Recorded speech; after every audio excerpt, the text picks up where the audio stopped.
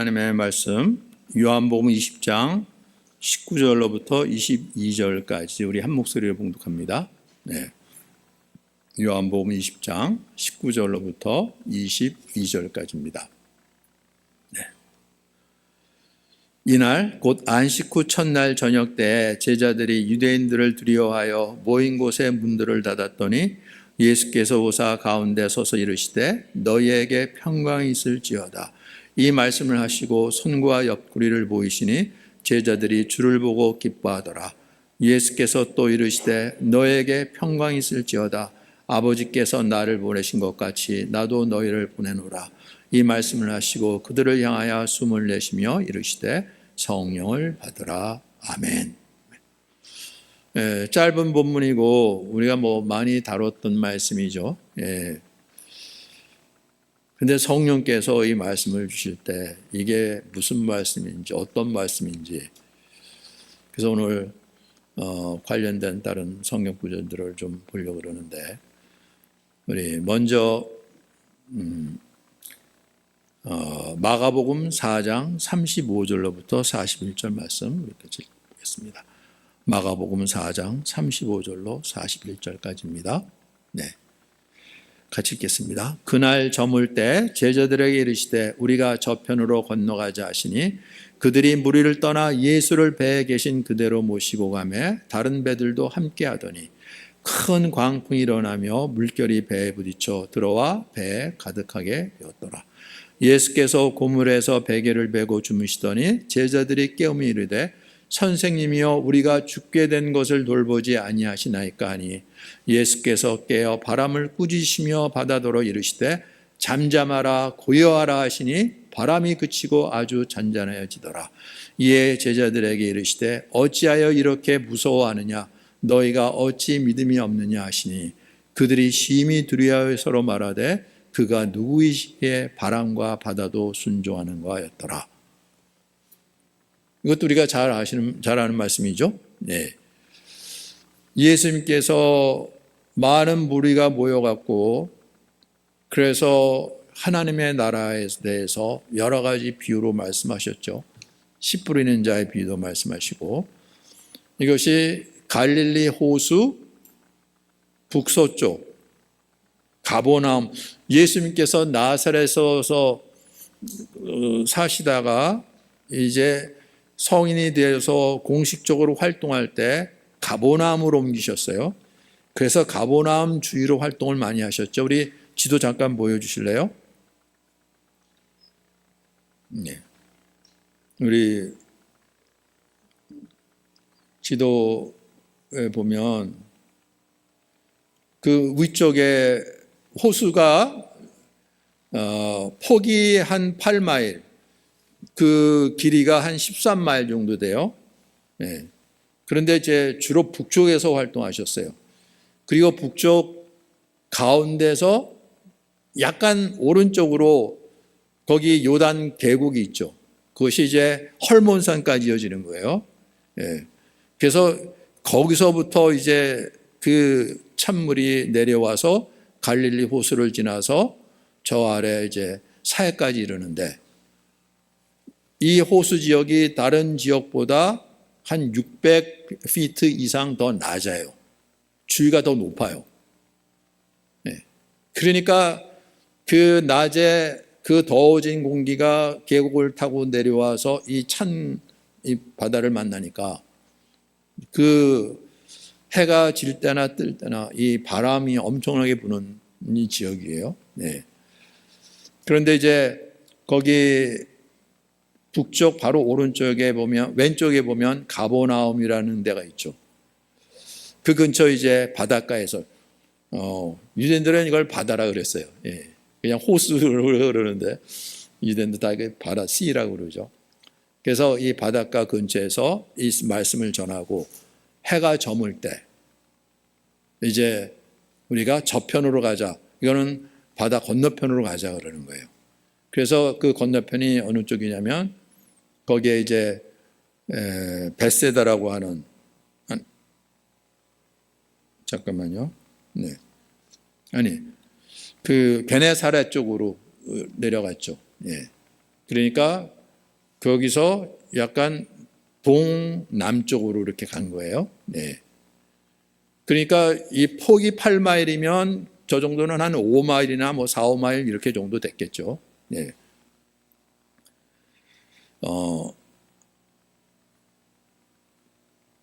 그것이 이제 거라사 지역이라고 그랬죠. 그래서 나중에 보면 거라사에서 귀신 들린 자를 만나서 그 귀신을 내쫓는 이야기가 있죠.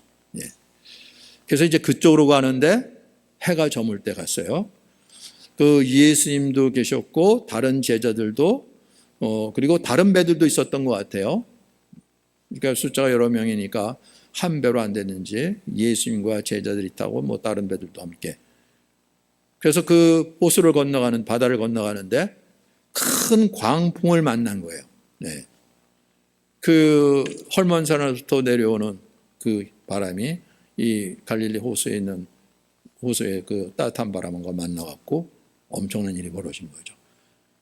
파도도 치고 그 물결이 배에 부딪혀 들어와 배에 가득하게 되었더라. 그러니까 배가 물에 잠길 정도로 됐다는 거죠. 근데 예수님은 고물에서 베개를 베고 주무시더니 이 고물은 배 뒤쪽이죠. 후미인 거예요. 그렇죠? 예. 예수님 주무시고 계셨어요. 왜냐하면 제자들이 어부인 제자들이 여럿이 있었잖아요. 그렇죠? 베드로, 요한, 야고보, 안드레 모였어요. 이거는 뭐 그 제자들의 베테랑이죠. 예수님하고 주무세요. 우리가 이제 배를 저어서 가겠습니다. 그런데 거의 밤을 샌 거죠. 그렇죠? 왜냐하면 나중에 그 거라사 지방에 들어왔을 때 그 귀신 들린 사람을 쫓는데 보니까 돼지떼가 많아갖고 그 돼지로에 들어가게 했죠. 그 돼지 치는 사람도 거기 있었고. 그러니까 그때는 벌써 이른 새벽이나 뭐 아침 정도 됐다는 얘기잖아요. 그렇죠? 그러니까 밤새면서 이랬던 거예요. 그렇죠? 네. 그러니까 이 제자들이 나름대로 온갖 힘을 다해서 헤쳐나가려고 그러는데 안 되다가 그러면 이제 뭐 우리 다들 경험하는 것처럼 우리는 이렇게 힘쓰고 있는데 너 뭐 하고 있는 거야 이러는 거죠. 예수님 주무시고 계셨다고요. 팔자 좋게. 아니 지금 이런 상편인데 선생님이여 우리가 죽게 된 것을 돌보지 아니하시니까 이러는 거예요. 이거 우리가 심정 너무나 잘 이해할 수 있죠. 예. 근데 선생님이라고 그랬어요. 그러니까 아직 예수님이 누군지 잘 모르는 거예요. 모든 걸 내려놓고 예수님을 따른 제자들이에요. 그렇잖아요. 베드로도 어부였었다가 그때도 밤새도록 그물을 던졌는데 아무것도 못 잡고 그냥 왔는데 예수님 깊은 데 가서 그물을 던져봐라. 깊은 데 가서 던져보라고 다 해봤는데 그래도 주님이 말씀하시니까 해보겠습니다 그러는데 어떤 일이 벌어졌나요? 네, 그물이 찢어지도록 해봤다는 거죠. 그렇죠? 그때 주님 내가 죄인으로서이다. 나를 떠나서서 베드로가 이런 고백까지 했었던 거예요. 그렇죠? 근데 여기서는 제자들이 선생님이라고 그래요. 우리가 죽게 된 것을 돌보지 아니하시고 가로하고 팔자 좋게 주무시고 계십니까? 이런 거죠. 그건 차마 하지 못하고. 그런데 놀라운 일이 벌어진 거죠. 예수님께서 깨어나서 바람을 꾸짖으시며 바다더러 이르시되 잠잠하라 고요하라 이러신 거예요. 세상에. 자다가 깨어나고 지금 정신이 아직 제정신이 아닌 거 아니에요? 아니 바다 보고 고요하라고요? 잠잠하라고요? 그런데 더 놀라운 것은 바람이 그치고 잔잔했다는 거죠. 어떻게 된 일입니까? 그리고 제자들에게 어찌하여 이렇게 무서워하느냐? 너희가 어찌하여 믿음이 없느냐? 뭘 무서워합니까? 그들이 심히 두려워하고 서로 말하되 그가 누구기에 바람과 바다도 순종하는 거야. 심히 두려워하고 말았다 그러는데 이 심히 두려워하고 말았다는 것이 그 헬라어로 보면 그들은 매우 큰 두려움에 사로잡혔다 이러는 거예요. 예. 그 두려움 안에서 두려워한다는 얘기예요. 그리고 아주 큰 두려움 안에서 두려워한다고요. 그러니까 최상급인 거예요. 표현한 거. 뭘 두려워합니까? 이 사람이 누구길래? 네. 지금 물이 배로 들어와서 배가 잠길 때 이것도 두려운 일이지만 그하고 비교할 수 있이 더 두려운 것, 그들이 심히 두려워하여 말하되 이가 누구기에 바람과 바다도 순종하는 거예요. 주님이 그런 분이라고요. 우리가 세상에 살면서 뭘 두려워합니까? 근데 우리가 주님을 알게 되면 도대체 이분이 누구이길래 더 두려워한다는 거예요. 그렇잖아요. 우리 주님은 그런 분이시라고요. 네. 지금 이 풍랑의 문제가 아니라 도대체 이분이 누구시길래 바람과 바다에게 명령하는데 이게 순종을 해? 네. 이런 예수님을 알아야 돼요. 네. 이분을 경험하셔야 돼요. 그렇지 않으면 우리 생각에서 벗어나지 못해갖고 그냥 무슨 일만 있으면 거기에 묶여갖고 그냥 주님 뭐 도와주세요 이 정도죠. 그렇죠? 아니에요. 정말로 주님이 이런 분이 내 옆에 계셔 이게 얼마나 두려운 일인지 모르는 거예요. 그렇죠? 네. 하나님 어디 계세요? 좀 함께 하시고 이거 좀 어떻게 역사해 주세요. 하나님 모르니까. 정말로 하나님이 그러면 정말 좀 멀리 좀 가주세요. 네. 심히 두려워해서 했다고요. 그것도 두려움으로 그 두려움 안에서 두려움했다고요. 네. 2중 3중으로 그것도 심히 두려움으로. 네. 주님이 바로 옆에 있는데. 네. 주님이 어디 계세요?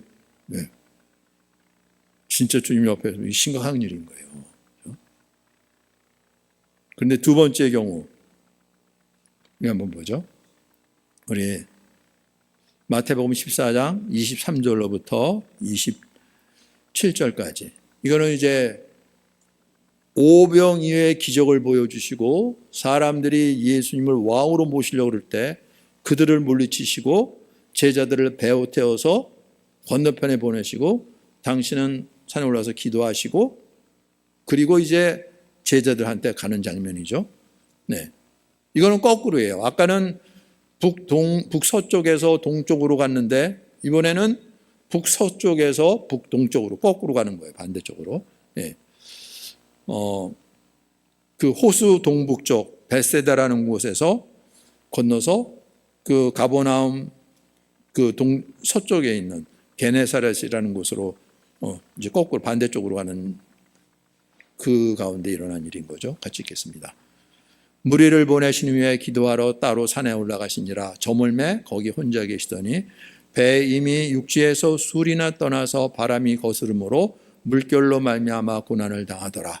밤 사경에 예수께서 바다 위로 걸어서 제자들에게 오시니 제자들이 그가 바다 위로 걸어오심을 보고 놀라 유령이라 하며 무서워하여 소리 지르거늘 예수께서 즉시 이르시되 안심하라 나니 두려워하지 말라. 네. 제자들만 먼저 보내시고 예수님 기도하러 하셨다. 그러니까 제자들 염려 마세요. 우리가 가겠습니다. 그리고 이제 떠났는데 배가 이미 육지에서 수리를 떠나 그랬는데 요즘 거리로 환산하면은 한 3마일 안팎이에요. 정도 갔을 때예요. 근데 아까처럼 제일 긴 폭이 8마일이라고 그랬는데 북쪽은 좀 저쪽에서 한 5마일 정도 됐을 때예요. 그런데 한 3마일 안팎이면 이것도 바다 가운데 있었던 거예요. 그렇죠? 예. 해질 때 보냈어요. 그런데 밤 4경에 이 밤 사경이라 하면 새벽 3시부터 6시 사이예요. 그때까지 이루고 배정이 있던 거예요. 이 풍랑 때문에 그 목적지에 도착하지 못하고. 근데 예수님이, 그때는 배 없었죠. 예수님 부를 수도 없는 거잖아요, 제자들은. 그냥 자기 힘을 다해서 어떻게 하든지 해보려고 그런 건데 예수님이 오셨어요. 어떻게 오십니까? 육지가 아닌데 바다 위로 걸어서 오셨어요. 그러니까 어떻게 돼요? 제자들이 그가 바다 위로 걸어오심을 보고 놀라서 유랑이라며 무서워하여 소리를 지었다는 거죠. 풍랑의 문제가 아닌 거예요. 이상한 물체가 저 멀리서부터 이렇게 다가오는데 유령이라고 소리 지르는 거죠. 네. 주님이 이렇게 오신다는 게 두려운 일인 거예요. 이걸 모르니까 그냥 주님 어디 계세요? 나 함께 하셔서 이거 뭐 어떻게 해주시고 이거 해주시고 이러는 거죠. 이게 전부 다 인간적인 생각인 거예요. 그렇죠? 정말로 주님을 영하면 이런 일이 벌어진다는 거죠. 배가 문제가 아닌 거예요. 이상한 물체가 다가오는데 움직이니까 유령이라고 무서워하여 소리 지르는데 예수님 즉시 이르시되 안심하라 나니 두려워하지 말라. 그런데 마가복음에는 거기에 마태복음에는 거기에 덧붙여갖고 베드로가 이걸 보고 나서 그래도 나름대로 믿음이 있다고 주여 만일 주님이시거든. 그러니까 확인이 된 건 아니에요. 근데 이렇게 유령이 아니야 누구세요?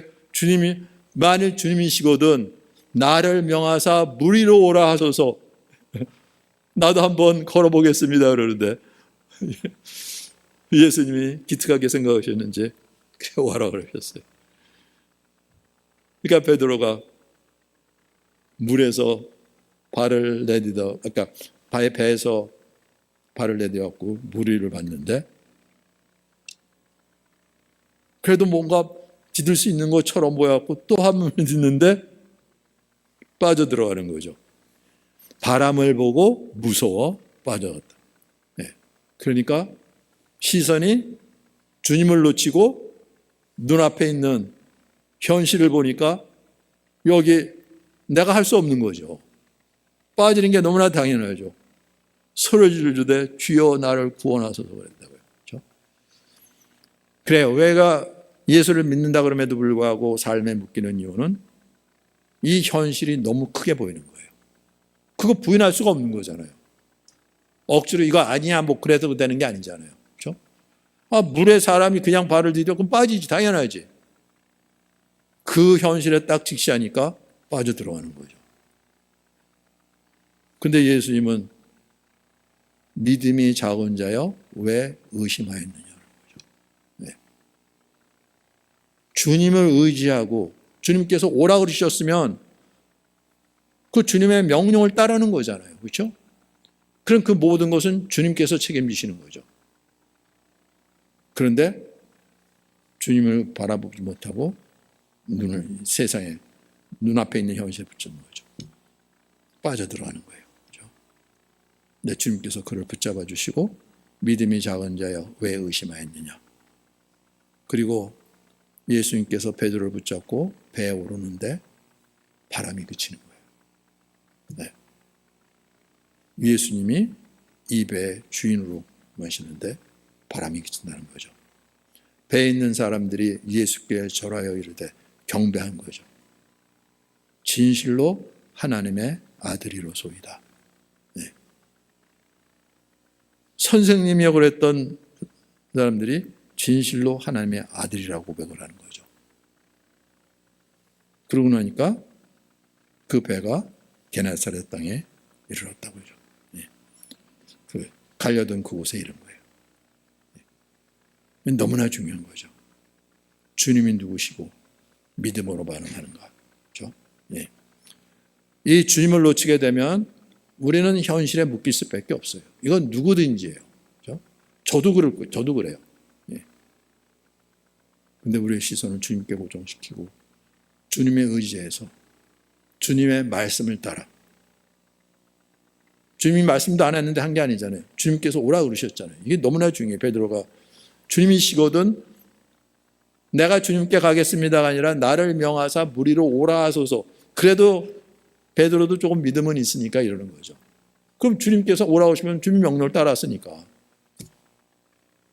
근데 내가 실족할지라도 주님께서 붙잡아 주시는 거죠. 네. 이 주님이 누구신지 진실로 하나님의 아들로서이다. 고백은 했는데 아직 완전한 건 아니죠. 세 번째, 예수님께서 이때는 저기 먼데 육지에 계신 정도가 아니라 아예 죽으셨어요. 네. 무덤에 묻히셨어요. 이건 어떤 부를 수 있는 분도 아니시고 어떻게 내게 다가올 수 있는 분도 아니시고 우리 요한복음 20장 19절부터 22절 그 오늘 본문이죠.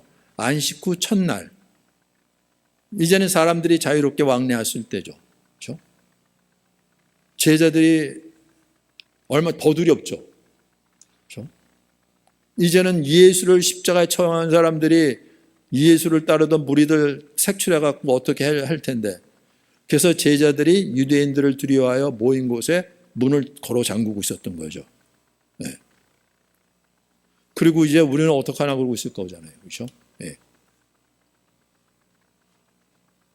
그런데 여전히 예수님께서 오셨어요. 어떻게 오셨어요? 나왔다 문 열어달라 이런 게 아니라 그냥 나타나신 거예요. 그러니까 제자들이 얼마나 놀랐겠습니까? 너에게 평강이 있을지어다 예수님께서 말씀하셨지만 누가복음에는 이렇게 돼 있어요. 누가복음 24장 36절로부터 39절. 누가복음 24장 36절로부터 39절까지 같이 읽겠습니다. 이 말을 할 때 예수께서 친히 그들 가운데 서서 이르시되 너에게 평강이 있을지어다 하시니 그들이 놀라고 무서워하여 그 보는 것을 영으로 생각하는지라. 예수께서 이르시되 어찌하여 두려워하며 어찌하여 마음에 의심이 일어나느냐. 내 손과 발을 보고 나인 줄 알라. 또 나를 만져보라. 영은 살과 뼈가 없으되 너희 보는 바와 같이 나는 있느니라. 네. 예수님이 나타나셨어요. 너에게 평강이 있을지다. 무슨 평강입니까? 그들이 놀라고 무서워하여 그 보는 것을 유령이라 그랬잖아요. 그렇죠? 네. 다행이죠. 갑자기 우리가 문 걸어 잡고 두려워갖고 이러고 있는데 갑자기 뭐가 나타나갖고 평강이 있을지어다? 유령이라는 거죠. 네. 아니 주님이 어떻게 그들에게 이렇게 나타나셨는데 이게 죽음을 이기고 부활하셔서 나타나신 거잖아요. 그런데 그들이 놀랍고 무서워해서 했다는 거죠. 네. 이게 지식하고 실제하고 다른 거예요. 그렇죠? 지식은 하나님 부활하셔서 제자를 만져주셨구나. 그래도 제자들 버리지 않고 이렇게까지 하시니 감사하다. 이런 얘기가 아니라 그들이 놀랍고 무서워했다고요. 떨어지는 거죠. 어찌하여 두려워하며 어찌하여 마음에 의심이 일어나느냐. 그래서 확인시켜 주신 거죠. 내 손과 발을 보고 나인 줄 알라. 또 나를 만져보라. 영은 살과 뼈가 없을 때 너희 보는 바와 같이 나는 있느니라. 그리고 보여주셨다고. 손과 발을 보여주셨다는 거죠.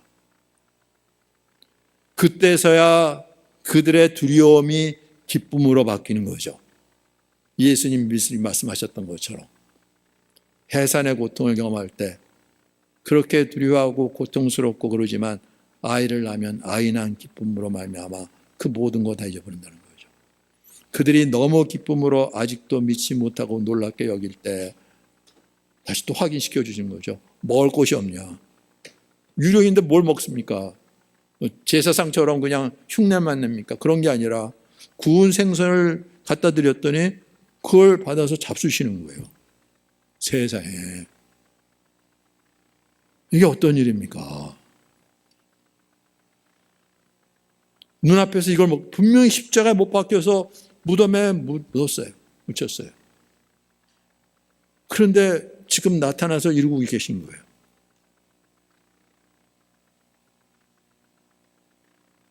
그런데 예수님 말씀은 내가 너희와 함께 있을 때 너의 말한 바 곧 모세의 율법과 선지자의 글과 시편에 나를 가리켜 기록된 모든 것이 이루어져야 하리라 한 말이 이것이라고요. 죽은 자 가운데서 다시 살아나시는 것, 부활하시는 것. 근데 쓸데없이 죽으시고 부활하시는 것이 아니라 우리의 죄값을 대신 치러 주시고, 그리고 죄와 사망의 원세를 깨뜨리시고 부활하셔서 우리에게 영원한 생명이 되어 주시려고, 우리의 주가 되어 주시려고, 우리를 진정으로 자유케 하시려고. 네. 그래서 우리가 요즘 계속해서 전했잖아요. 자유는 애굽에서 나와서 자유가 아니라고요. 네. 종살이 한 데서 나왔는데 자유가 아니에요? 아니라고요. 종살이 하다가 어디로 나오겠습니까? 다 세상이죠. 세상 권세 아래서 내가 이제 내 마음대로 해서 내가 열심히 일해서 벌어서 먹고 내 마음대로 하고 싶은 거 하고 그럼 자유지. 아니라고요. 죄의 종로로 탄다고요. 그렇죠? 네. 세상 권세 아래 있는 건 마찬가지잖아요. 그렇죠? 네. 죄의 종로로 탄다고요. 근데 죄의 종로로 타는데 자유할 수 있는 거 한 가지 있어요. 성경은 그때 너희는 의로부터 자유했다고 얘기를 해요. 죄의 종로로 됐을 때 의로부터 자유했다고요. 의로부터 자유했다는 게 뭐예요?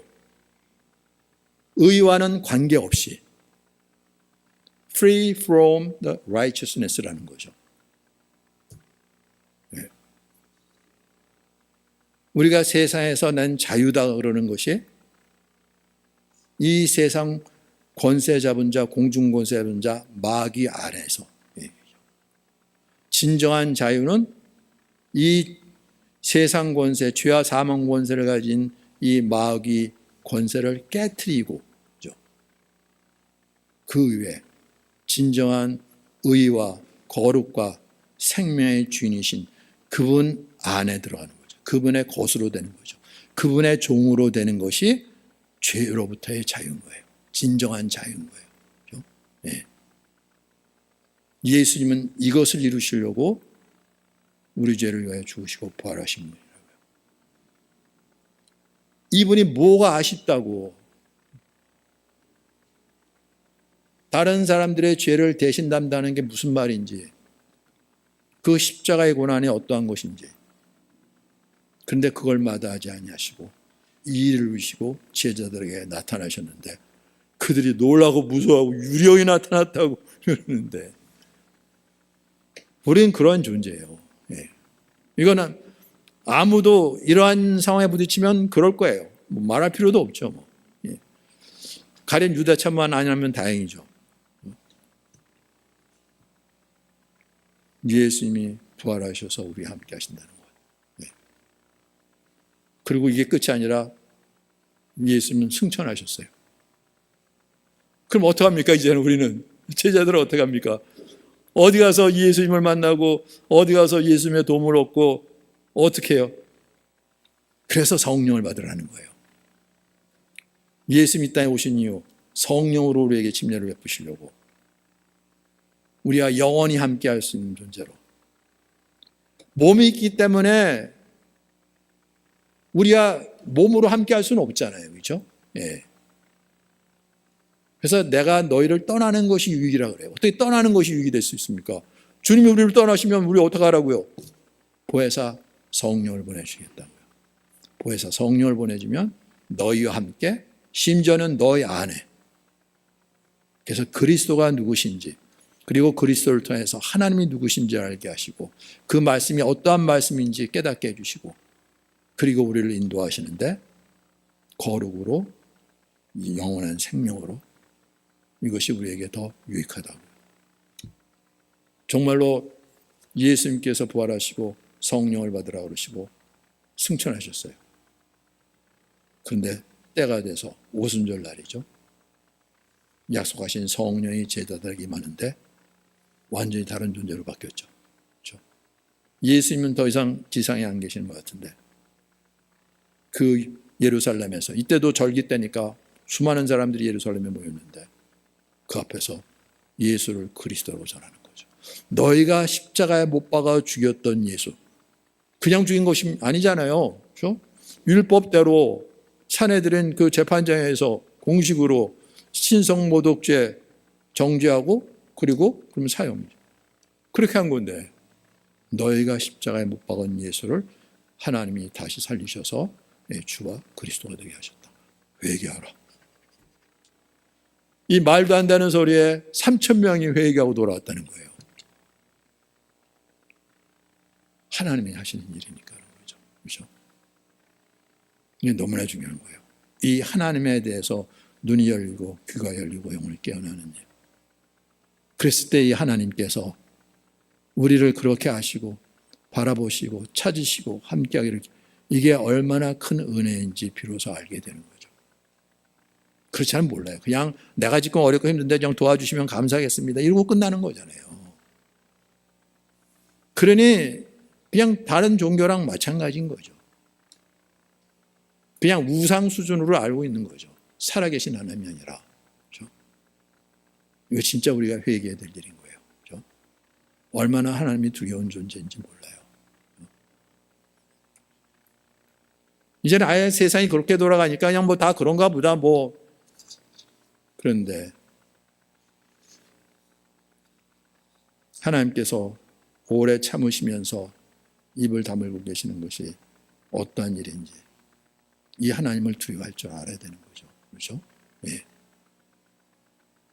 하나님이 왜 말씀을 안 하시고 가만히 계시는지. 우리 성경에도 그럴 때가 있었죠. 예. 말라기 이후에 하나님께서 입을 다물고 계셨어요. 선지자를 보내지 않으셨어요. 하나님의 말씀을 대언할 자가 없었어요. 한 400~500년 동안. 그냥 암흑시대였죠. 도대체 아무 말씀도 안 하시고 도대체 하나님이 어디 계시는지 무슨 생각을 갖고 계시는지, 그리고 그리스도를 보내신 거죠. 근데 이걸 그냥 또 반복하시겠습니까? 하나님께서. 이제 마지막 때는 정말 심판 때밖에 없는 거예요. 그렇죠? 예. 정말 우리가 하나님을 두려워할 줄 알아야 돼요. 그런데 하나님께서 이렇게 하신 것은 우리를 겁주고 뭐 하려고 그러는 것이 아니라 정말로 당신이 어떠한 존재인지 드러내시고 그리고 주님과 함께하는 것이 얼마나 큰 은혜고 이것이 감사한 일이고 복된 일인지. 네. 왜 하나님께서 우리 같은 존재하고 함께하기를 기뻐하시나요? 유령이라 그러는데, 그러니까 하나님께서 나타나서 보여주실 수도 없어요. 보통 그냥 유령이죠. 뭐 어떡하겠습니까? 우리가 이해할 수 있는 수준이 그것밖에 안 되는데. 그런데 다윗은 이 하나님에 대해서 어떠한 고백을 했는지, 이 다윗의 고백 한번 같이 보겠습니다. 시편 139편 1절로부터 10절, 시편 139편 1절로부터 10절 같이 읽겠습니다. 다윗의 시라고 되어 있죠. 인도자를 따라 부르는 노래 같이 읽겠습니다. 여호와여, 주께서 나를 살펴보셨으므로 나를 아시나이다. 주께서 내가 앉고 일어섬을 아시고 멀리서도 나의 생각을 밝게 하시오며 나의 모든 길과 내가 눕는 곳을 살펴보셨으므로 나의 모든 행위를 익히 하시오니 여호와여, 내 혀의 말을 알지 못하시는 것이 하나도 없으시나이다. 주께서 나의 앞뒤를 둘러싸시고 내게 안수하셨나이다. 이 지식이 내게 너무 기이하니 높아서 내가 능히 미치지 못하나이다. 내가 주의 영을 떠나 어디로 가며 주의 앞에서 어디로 피하리까? 내가 하늘에 올라갈지라도 거기 계시며 수월에 내 자리를 펼지라도 거기 계시니이다. 내가 새벽 날개를 치며 바다 끝에 가서 거주할지라도 거기서도 주의 손이 나를 인도하시며 주의 오른손이 나를 붙드시리이다. 내가 주의 영을 떠나 어디로 가며 주의 앞에서 어디로 피하리까? 피하려도 안 된다는 거예요. 주님 어디 계세요? 주님 함께 해주세요. 이런 얘기가 아니라 도망갈래도 갈 수가 없다는 거예요. 새벽 날개를 치며 바다 끝에 가는데 거기서도 주의 손이 나를 인도하시고 나를 붙드신다고요. 우리하고 얼마나 다릅니까? 도대체 우리로 하나님 어디 계세요? 왜 대답도 안 하시고 이렇게 기도하는데 응답도 안 하시고 도대체 뭐하고 계시는지 말은 좋으시지만 그런 게 아니라 다윗의 고백은 도망갈래도 거기도 다 계신다는 거예요. 내가 혹시 말하기를 흑암이 나를 덮고 나를 두른빛은 밤이 되리라 할지라도 이러면 나를 보지 못하겠지. 주에게서는 흑암이 숨기지 못하며 밤이 낮과 같이 빛이 있느니 주에게는 흑암과 빛이 같음입니다. 불 꺼놓고 문 잠그고 이제는 못 올려겠지. 아니라고요. 그곳에도 함께 하신다고요. 그러니까 우리 생각과 주님 생각이 얼마나 다른지 몰라요. 이 장벽이 허물어져야 돼요. 네.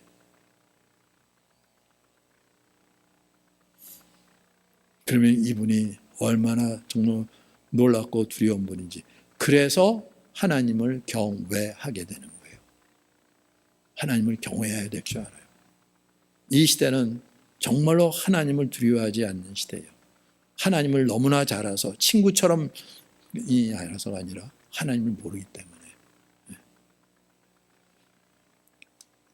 주께서 내 내장을 지으시며 나의 모태에서 나를 만드셨나이다. 내가 주께 감사함은 나를 지으심이 심히 기묘하심이다.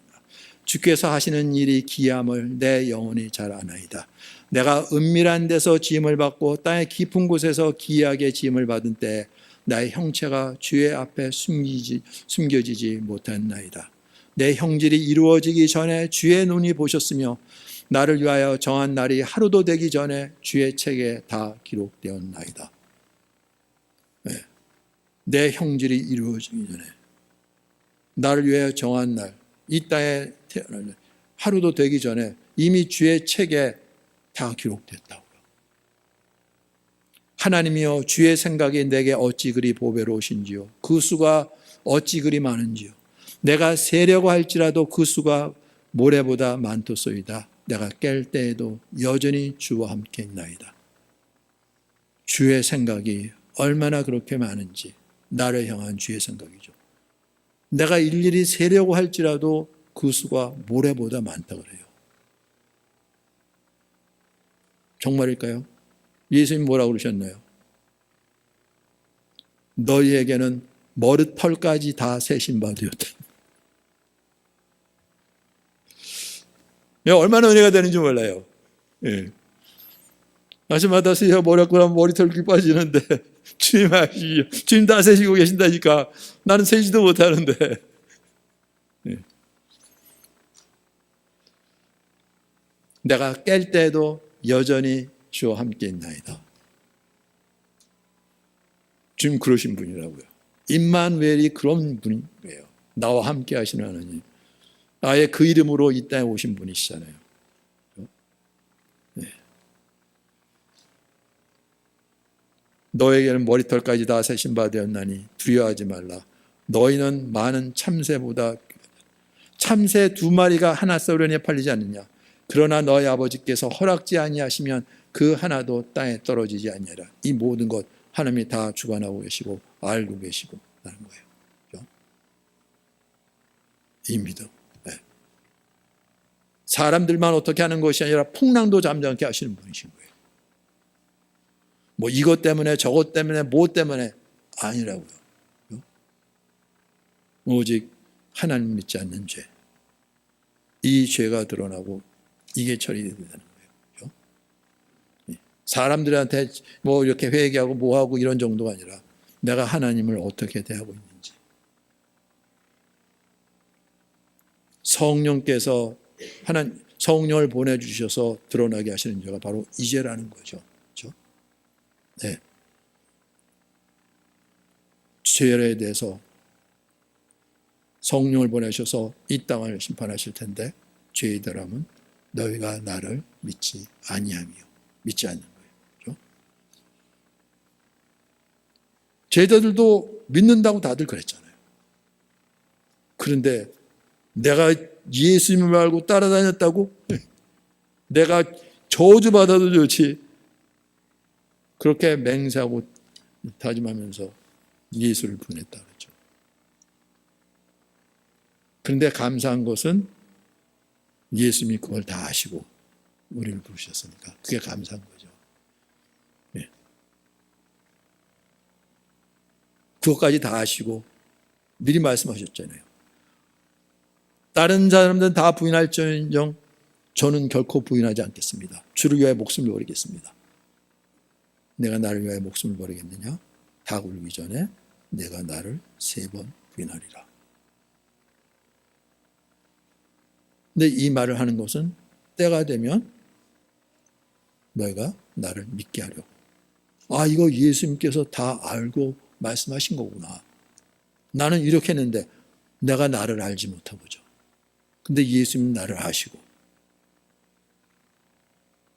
다 도망갔던 그 자리 예수님께서 지키시고 십자가에 못 박혀 죽으신 거죠.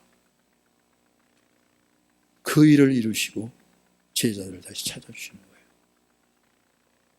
우리가 예수님을 찾은 것이 아니라 예수님께서 제자들을 찾아주시고 만나주셨어요. 유령이 아니라 우리를 사랑하신, 우리를 지으신, 우리에게 영원한 생명이 되어주시고 원하신, 그래서 손에 못 자고 홀에 창 자고 그 흔적을 남겨놓으시고 우리에게 확인시켜 주시고 그리고 우리에게 성령을 보내주셔서 이제는 자유케 하시면서 그 자유로 육신의 정욕대로 죄의 종로로 타는 것이 아니라 이렇게 우리를 사랑하신 주님을 사랑한다고 고백하고 주님을 따르도록. 이게 얼마나 놀라운 겁니까? 주님이 그러신 분이고 우리를 그러한 존재로 부르셨다.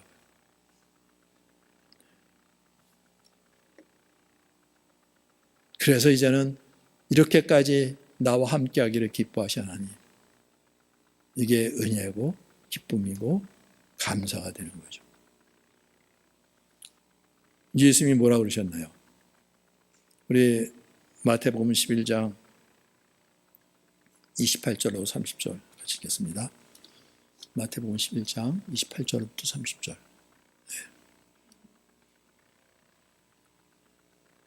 수고하고 무거운 짐진 자들아 다 내게로 오라. 내가 너희를 쉬게 하리라. 나는 마음이 온유하고 겸손하니 나의 멍에를 메고 내게 배우라. 그리하면 너의 마음이 쉼을 얻으리니 이는 내 멍에는 쉽고 내 짐은 가벼움이라 하시니라. 세상 사람들이 받을 수 없는 말씀이죠.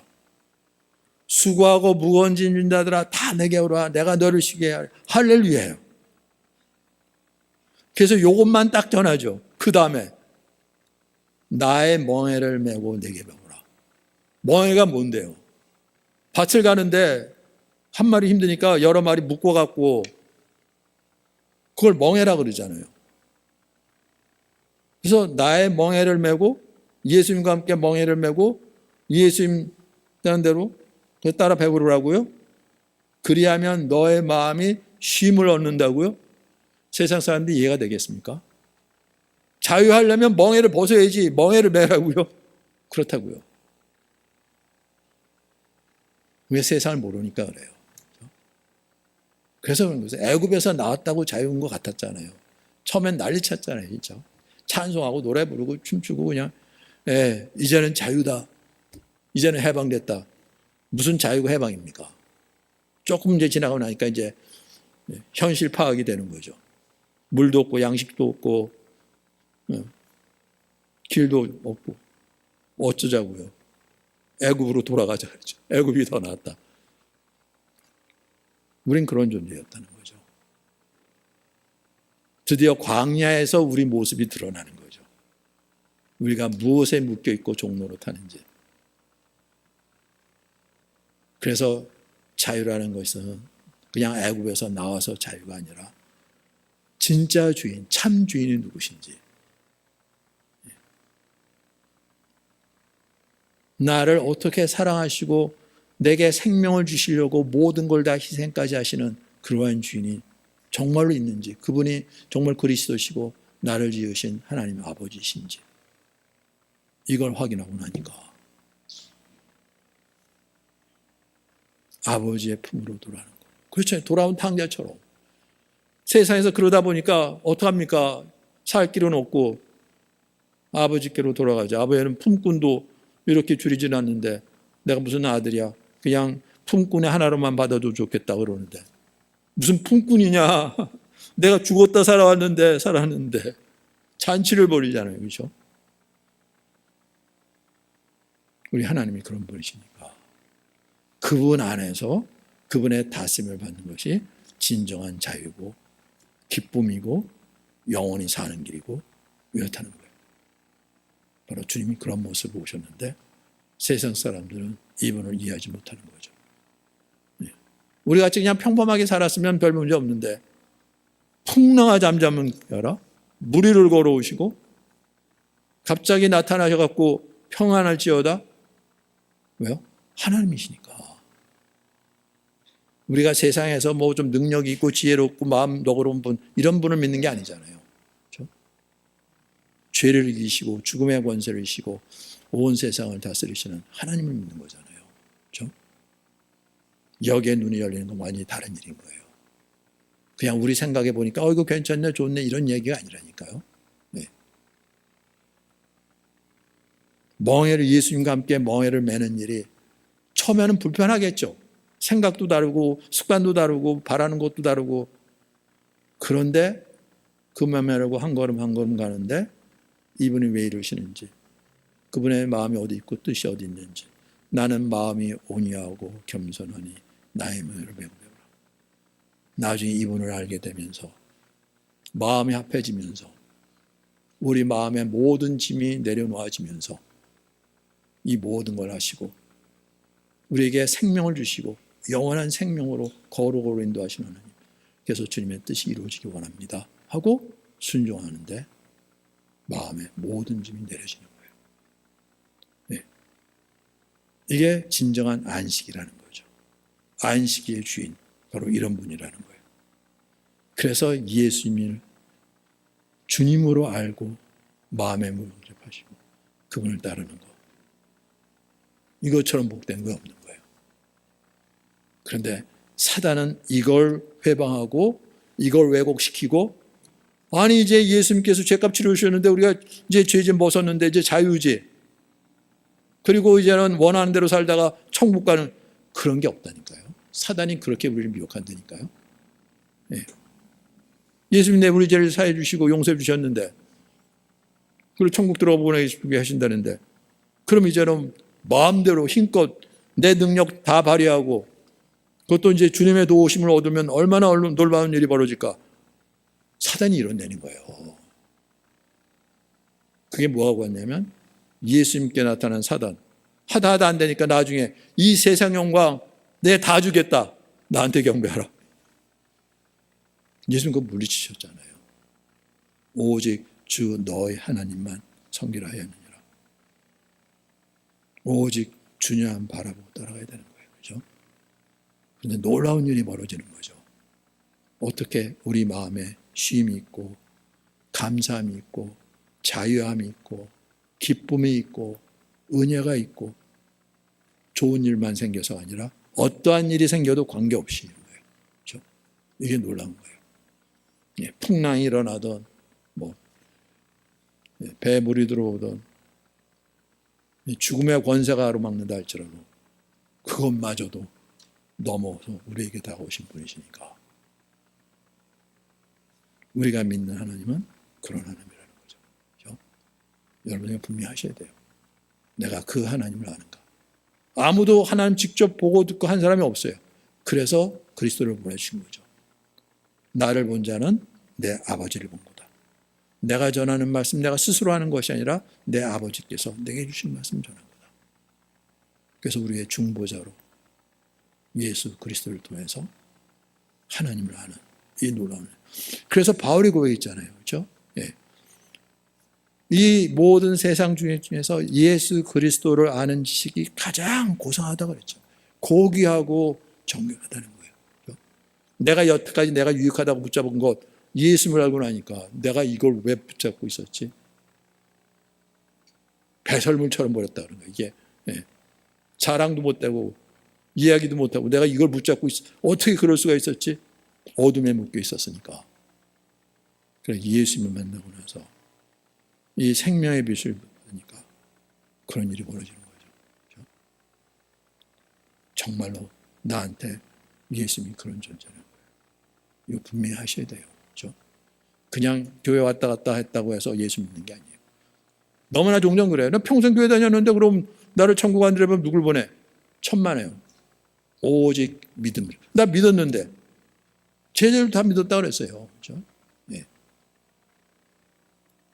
정말로 예수님이 나의 주님이고 나는 주님의 것이냐는 거죠. 포도나무와 가지처럼 그 생명의 연합 안에서 이 생명의 역사가 일어나는 거죠. 그 관계가 없으면 어떻게 해요? 그럼 가지처럼 말라버리고 그럼 사람들이 그거 갖다가 땔감으로 쓴다 그러잖아요. 이거 심각한 거예요. 그렇죠? 내 안에 예수의 생명이 있냐는 거예요. 그렇죠? 네. 정말 이게 확인이 돼야 돼요. 네. 그냥 교회 다녔다고 되는 일이 아닌 거예요. 그렇죠? 열심으로 말하면 유대인들 어떻게 따라갑니까? 머슬렘들 하루에 6번씩 기도하잖아요. 저는. 네. 여러분 6번씩 기도합니까? 그것도 정한 시간에 딱 맞춰서 열심으로 말하면 우리는 감당할 수 없어요. 근데 어떻게 해, 우리가 하나님의 자녀로 모든 게 다 그냥 은혜니까 하나님 그래도 다 돌봐주시고 그냥 다 받아주시고 천만에요. 하나님 말씀대로예요. 그런데 우리는 그 말씀대로라는 것을 우리식으로 이해하니까 유대인들처럼 말씀대로 다 했다 그러는데 율법에 묶여버린 거죠. 네. 정말로 우리 심령이 낮아져야 되는 거죠. 주님이 누구신지, 왜 이런 말씀하시는지, 이게 무슨 상황인지 정말 기가 막힌 거죠. 처음에 저도 성경을 이게 도대체 무슨 말인지 전혀 이해를 못했어요. 한글로 써 있는데 왜 이해를 못하겠습니까? 근데 그 내용이 뭘 열려하려는지를 저는 이해를 못했어요. 근데 하나님의 은혜로 하나씩 보여주시는데 세상에 어떻게 이런 말씀이 있는지. 네.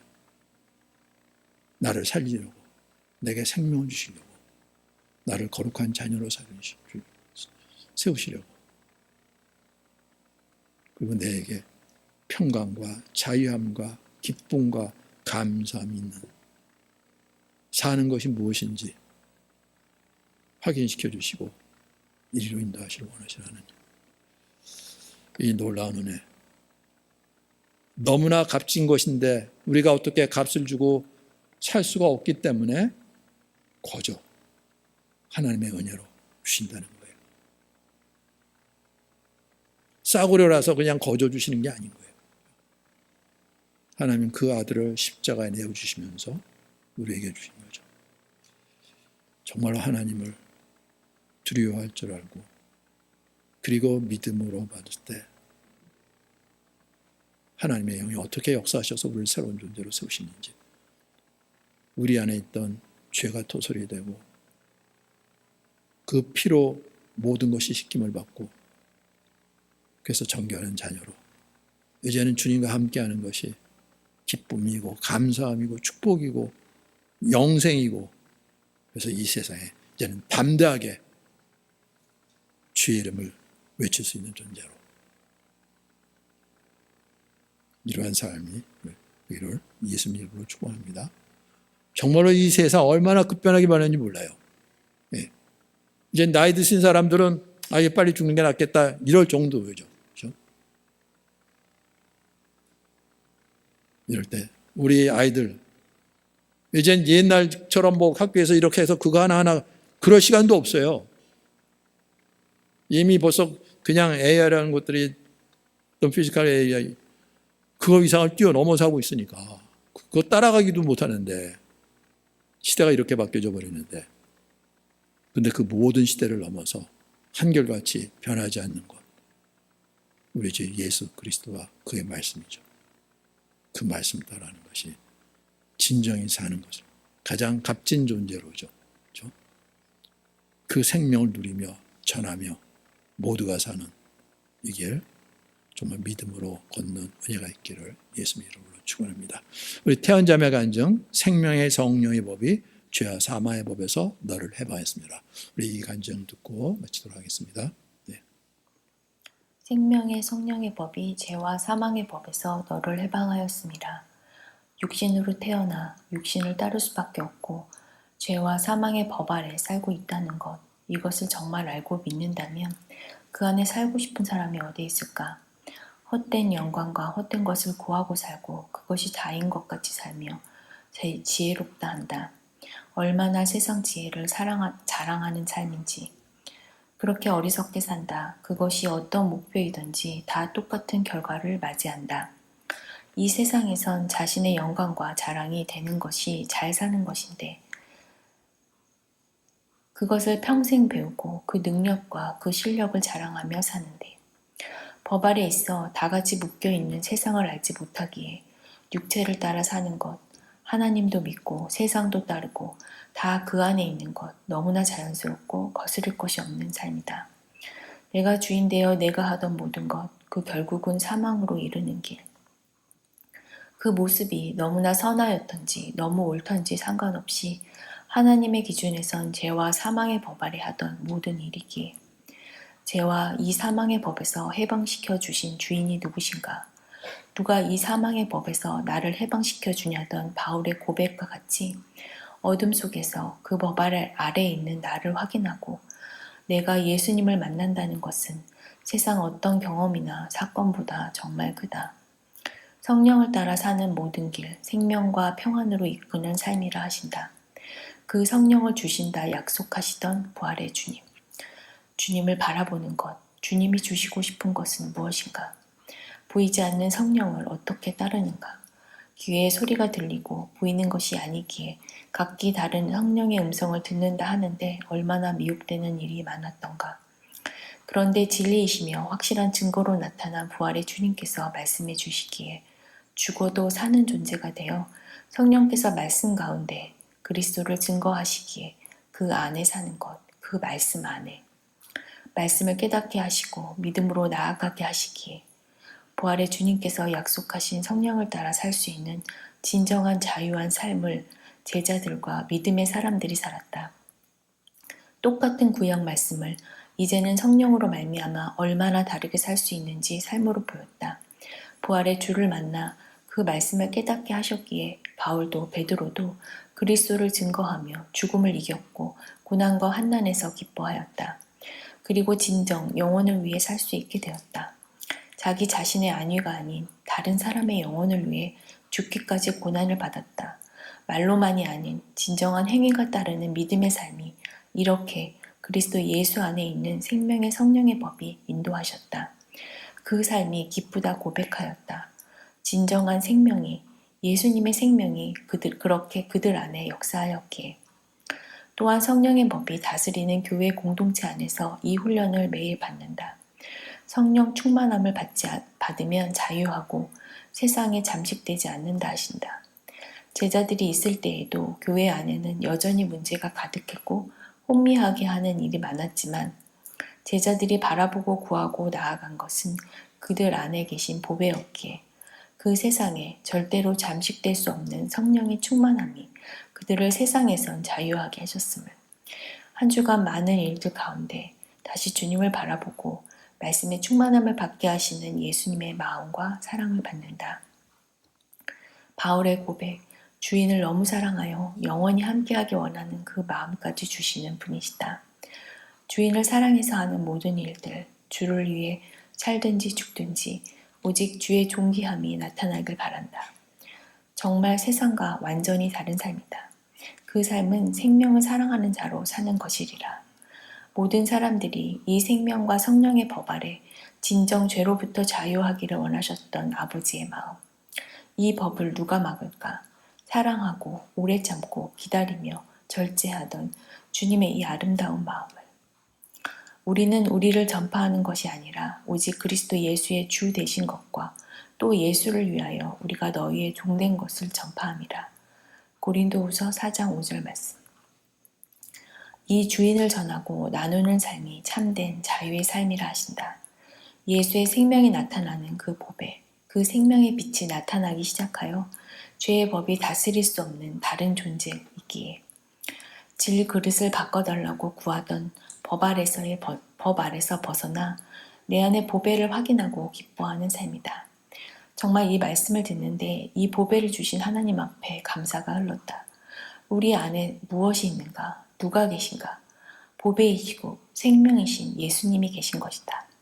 내 모든 것을 아시는데도 더럽고 악한 내 안에도 그 피로 깨끗하게 씻기시어 주신 이 귀한 생명, 그 아버지의 존귀하심이 드러나길, 그 영광이 나타나는 진정한 자유한 삶을 살도록 인도하시고 이끌어 주실 나의 주, 나의 하나님 감사합니다. 빌립보서 1장 20절 21절 말씀. 나의 간절한 기대와 소망을 따라 아무 일에든지 부끄러워하지 아니하고 지금도 전과 같이 온전히 담대하여 살든지 죽든지 내 몸에서 그리스도가 존귀하게 되게 하려 하나니 이는 내게 사는 것이 그리스도니 죽는 것도 유익함이라. 아멘. 왜? 이게 얼마나 놀라운 고백입니까? 질그릇을 바꿔달라고. 이 질그릇을 금그릇으로 바꿔주세요 그랬는데 그게 아니라 우리에게 담아주신 보배가 뭔지 이걸 깨닫고 나니까 세상에서 하나님께서 그래서 내가 자유할 수 있는 거죠. 질그릇이라도 관계없는 거예요. 이 세상은 금그릇이어야 되지 사람들이 보고 모르고 그러잖아요. 그러니까 늘 거기에 묶이는 거죠. 금도 몇 퍼센트냐? 금이라고 다 금이야? 이러면서 아니라고요. 그런 게 아니라고요. 정말 하나님께서 내 안에 세상에서 볼 수 없는 이 놀라운 보배를 담아주셨는데 질그릇이 문제가 아닌 거죠. 그래서 자유하는 거예요. 그렇죠? 자랑할 것 내 안에 있는 보배죠. 나를 자랑하는 것이 아니라. 근데 세상 사람들은 내 안에 뭔지가 있는지 모르니까 사람이 드러나야지 그걸 보고 야 놀랍다 어떻게 그렇게 내가 할 수 있으면 나도 할 수 있겠지 어떻게 했는데 방법만 가르쳐줘. 그래서 늘 방법을 찾는다고요. 말씀도 방법이 어떻게 그렇게 했어? 그래서 구하는 것 내 자신의 영광이죠. 그게 아담의 모습이고 아담의 후손의 모습인 거죠. 생수의 근원 대신 하나님을 버리고 스스로 웅덩이를 파서 거기에 물을 담고 그거 갖고 먹고 산다고요.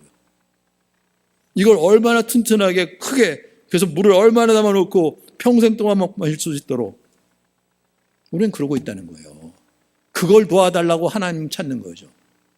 아니라고. 하나님은 생수의 근원 되시는 분이신 거예요. 예.